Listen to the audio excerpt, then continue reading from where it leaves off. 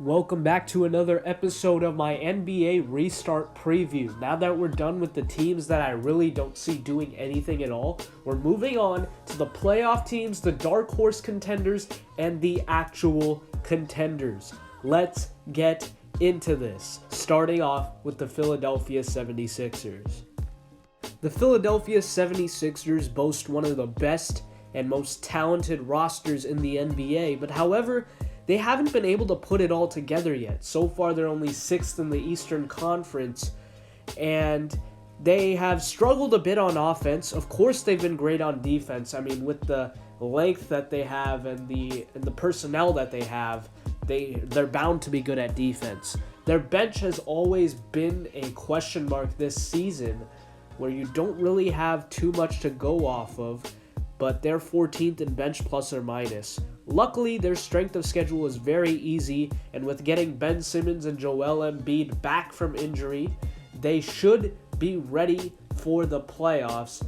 But by the time they make it to the playoffs, are they really going to do anything? I think it's possible that they make it out of the first round and maybe make it all the way to the Eastern Conference Finals, in fact. Maybe even the finals. So that's why I have them as dark horse contenders.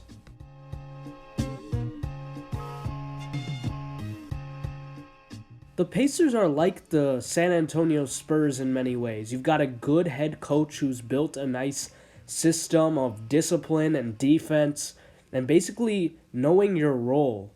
And that's what the Pacers do well. And unfortunately, they're not a title contender. I think they might be at some point, but right now they just don't have enough star power to contend with a lot of these other big-name duos in the league. As you can see, they're a middle-of-the-road offensive team, a great defensive team. They've got nice depth, and they've got a middle-of-the-road schedule as well, which is probably still pretty tough considering the amount of competition that's going to be here in the bubble. There's a lot of questions about this team, however. You've got Victor Oladipo, who we originally thought was not going to be playing in Orlando, but after a few successful practices, they say he might be.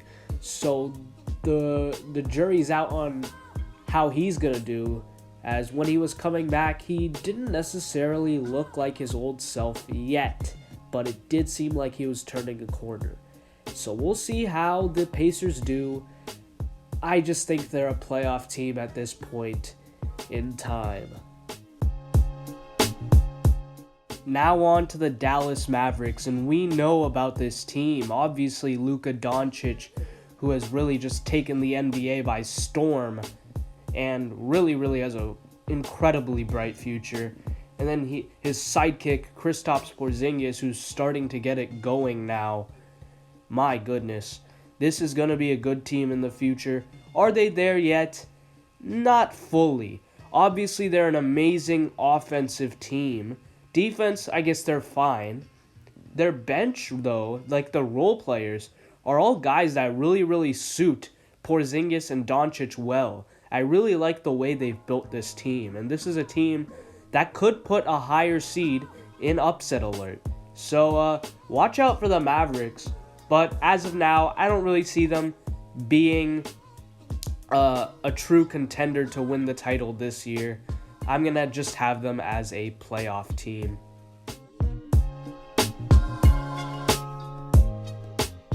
I think we all know about the Houston Rockets at this point. We know about the Morey ball and how they shoot the most three-pointers in the NBA. But they have started using a really odd small ball scheme this year, and it's kind of worked.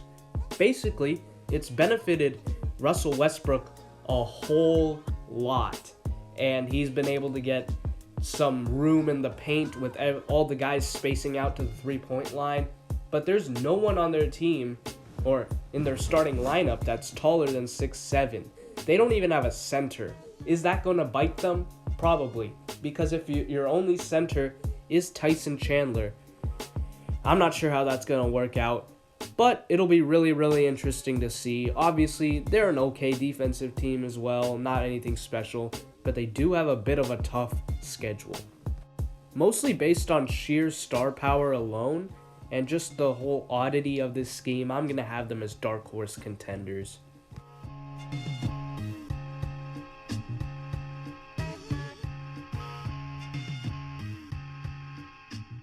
The Oklahoma City Thunder, I did not expect them to be as good as they've been this season.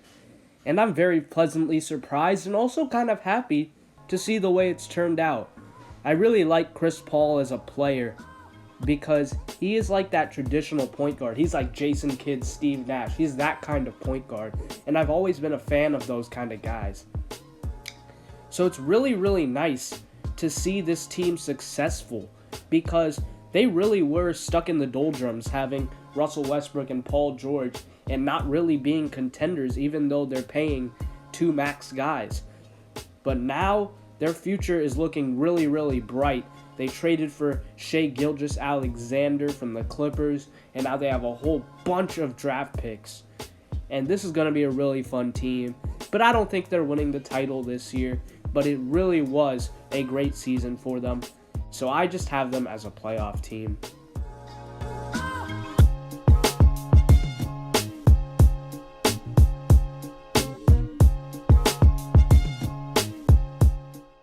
The Heat have really been a pleasant surprise this season. I expected them to make the playoffs, but I didn't expect them to be as good as they are. And a lot of that has to do with their, well, first of all, their head coach Eric Spoelstra, who's been a class act pretty much his whole career. He's been a great head coach. And then they added Jimmy Butler during the offseason, which I underestimated how much he would help this team. And Bam Adebayo, to me, is the most improved player. And then guys like Tyler Hero, who have lived up to their potential and more so far. And then Kendrick Nunn, who kind of came out of nowhere. And then guys like Duncan Robinson, who were not really doing much before he came to the Heat. And it's really, really interesting to see this team play. They are very, very sound. They are a team that I could see losing in the first round, but could also see going to the finals possibly, which is why I have them as dark horse contenders.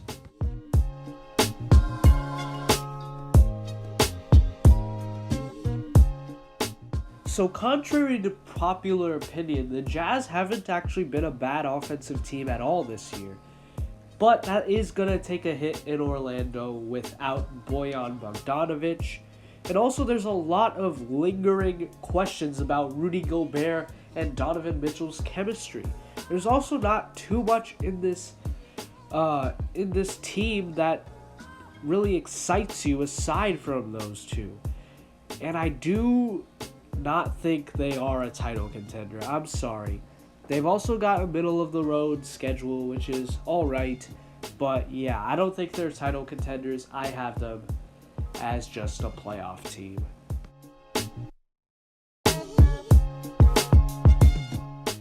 The Nuggets are a team that are kind of odd in a way. They've got an all-NBA center in Nikola Jokic, but at the same time, they just don't have enough star power to, for me to necessarily consider them contenders. And it's really unfortunate that that's the case, because there is a lot of talent, as in, nice role players, and I like their coach, Mike Malone. And, they've got the depth. They've got almost everything you need. But they just need a little more out of some other guys like Jamal Murray, Gary Harris. They're not getting enough from those guys. And that's why I have them just as a playoff team this year.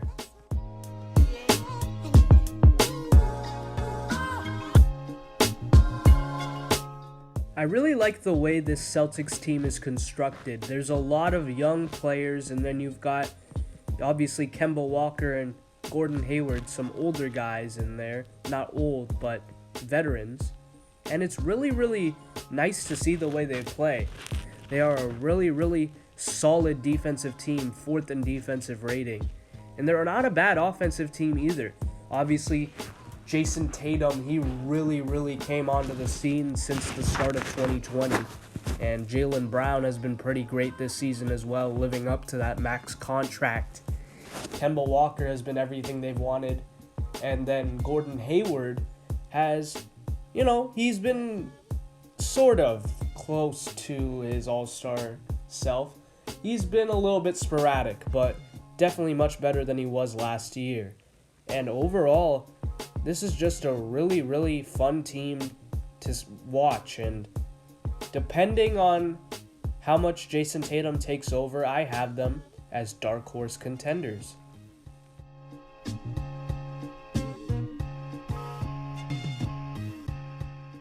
There's not much you have to say about the Clippers. They are an elite offensive and defensive team.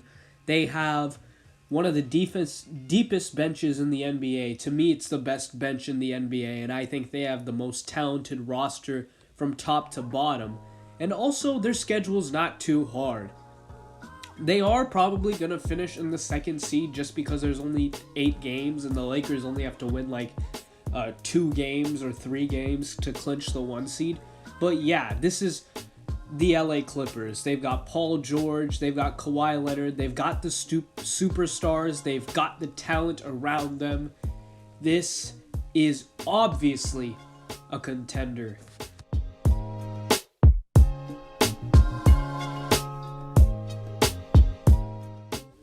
The Toronto Raptors are a team that their fans are always saying that they're being slept on, and to a degree, they're kind of right. I mean, look at this team. They've got a budding star in Pascal Siakam. You've got plenty of nice veteran players and good pieces around him, like Kyle Lowry, of course. And then you've got a lot of the same pieces from last year, except, of course, no Kawhi Leonard. And at the end of the day, I think that's what keeps them out of that full-on contender tier. They are a really, really good defensive team. They've had to deal with so many injuries this year. And Nick Nurse deserves all the freaking credit in the world. To me, he is the current best coach in the NBA. When I saw him do that boxing one on Steph Curry, you know he is a fearless coach that is going to do everything he can for his team to win. And the fact that this team keeps getting some random player out of nowhere who develops and becomes a really, really good role player for them, I mean, that is really, really commendable. The Toronto Raptors are dark horse contenders.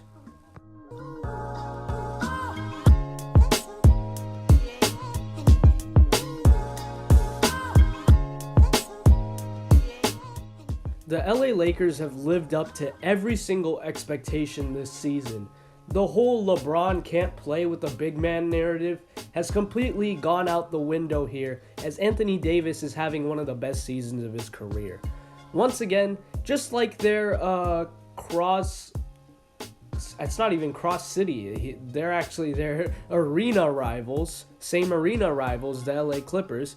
The Lakers are also an elite team on both ends of the floor, and they've also got a really, really good bench on plus or minus. And the difference here is that they have a much tougher schedule than the Clippers. It shouldn't matter too much. In fact, it'll probably help them in the long run because they'll be battle tested. But yeah, there's really nothing to worry about here for the Lakers. They will be ending up as the number 1 seed. I can assure you that, unless they have a massive collapse. But yeah, they just need to win 3 games and they'll be the number 1 seed no matter what. And yeah, that is the Lakers. They are obviously contenders.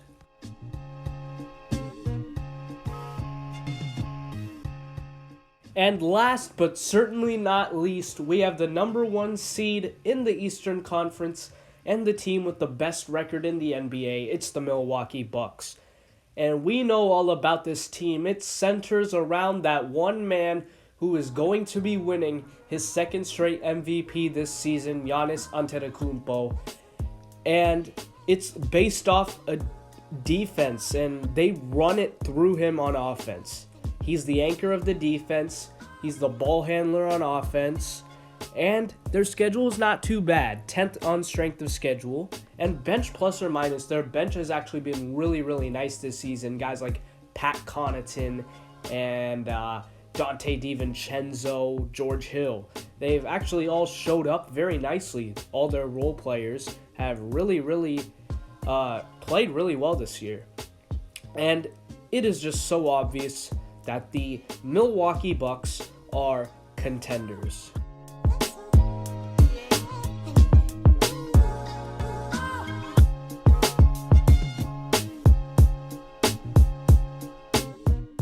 Now that we've got the expectations for each team out of the way, I'm going to predict what the standings in each conference are going to look like at the end of the 8-game seeding round.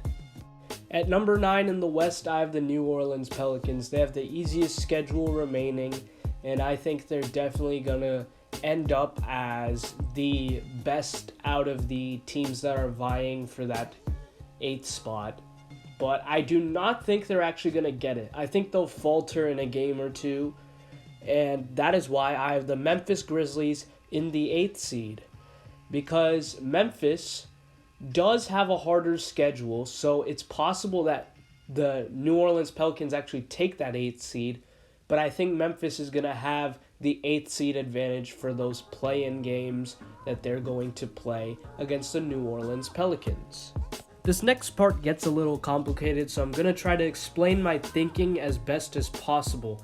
The Dallas Mavericks, I think they're just going to stay where they are in 7th, and mostly that's because they've played 3 more games than the Rockets and the Thunder. I just don't see them being able to move up because they already have more losses in that category before heading into the seeding game. So I do think they've kind of been screwed there from that aspect. Then the Utah Jazz, without Bojan Bogdanovic, that is a huge loss. I don't think it's going to harm them like a crazy amount because I didn't really see them as title contenders before the injury anyways, but I'm going to have them down in 6th. The Thunder, I'm going to have them going up to the 5th seed, and that is just because they're a sound team. They're a sound team. They've got a lot of veterans. I think they'll be just fine in 5th. I think that's a good spot for them. The Denver Nuggets have an insanely tough schedule. I think they actually have the toughest schedule left. So that is why I have them moving down from the 3rd seed down to the 4th.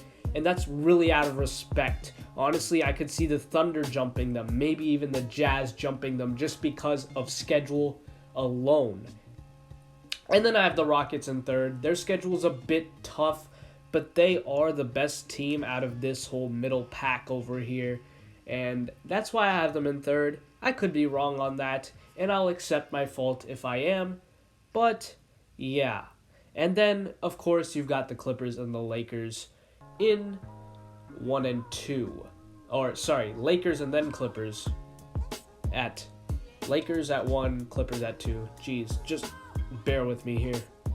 The Wizards are going to end up in the 9th seed, but they're not going to be in contention for a play-in spot.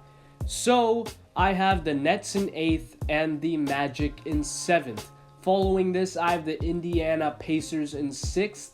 I have the Philadelphia 76ers in 5th. The Pacers have a harder schedule than the Sixers, and they both have the same record currently, so that's why I have the Sixers being above them.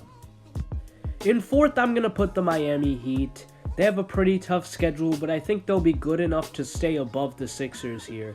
Then with the Celtics and the Raptors, I was debating putting the Celtics above the Raptors because the Raptors have a much tougher schedule, but in the end, cooler heads prevailed. I kept the Raptors at number 2, and I honestly think that they will finish as the 2 seed in the East because the games that they have are still winnable because they are a very good team.